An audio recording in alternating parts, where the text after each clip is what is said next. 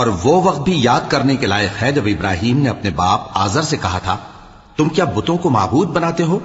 میں دیکھتا ہوں کہ تم اور تمہاری قوم کھلی گمراہی میں ہو۔ اور ہم اس طرح ابراہیم کو آسمانوں اور زمین کے عجائبات دکھانے لگے تاکہ وہ خوب یقین کرنے والوں میں ہو جائیں۔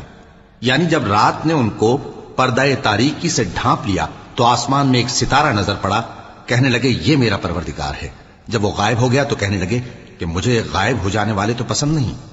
پھر جب چاند کو دیکھا کہ چمک رہا ہے تو کہنے لگے یہ میرا پروردگار ہے۔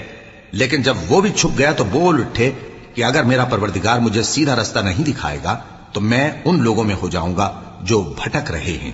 پھر جب سورج کو دیکھا کہ جگمگا رہا ہے تو کہنے لگے میرا پروردگار یہ ہے، یہ سب سے بڑا ہے۔